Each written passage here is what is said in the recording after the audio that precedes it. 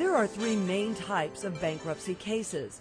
These are referred to by their chapter number in the Bankruptcy Code: Chapter 7, Chapter 11, and Chapter 13. The Bankruptcy Code is federal, not state law, and bankruptcy cases are filed in the United States Bankruptcy Court, not in a state court.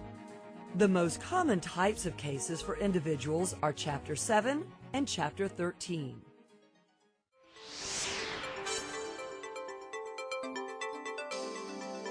A Chapter 7 is a liquidating bankruptcy.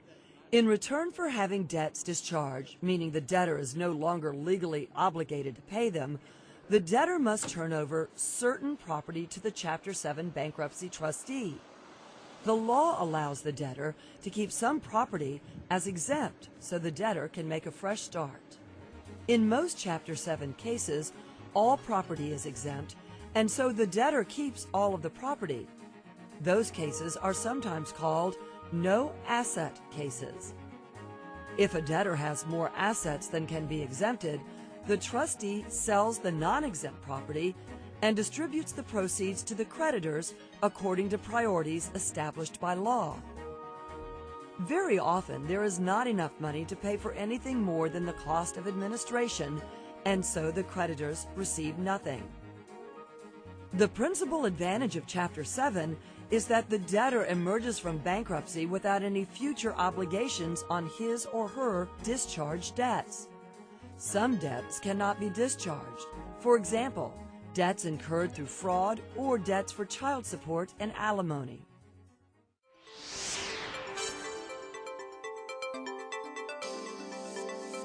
A Chapter 13 case is often used by individuals who want to catch up past due mortgage or car loan payments and keep their assets. In Chapter 13, the debtor must propose in good faith to pay all or part of the debts from future income over a period of 3 to 5 years. If the court approves the plan, the debts may be settled in this manner even if some creditors object to the plan. If the debtor makes the required payments, he or she will be able to keep his or her property. Chapter 13 can be a better choice than Chapter 7 for those who are behind on their home mortgage or their car loans, as well as for other reasons. For instance, some of the debts that cannot be discharged in a Chapter 7 can be discharged in Chapter 13. Also, the debtor can pay some non-dischargeable federal taxes over the term of the Chapter 13 plan without interest. Chapter 13 can only be used by an individual debtor, not by a corporation.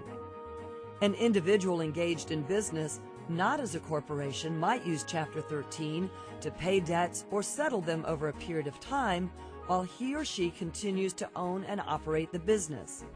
However, Chapter 13 can be used only if the total debts owed are less than certain limits for secured and unsecured debts.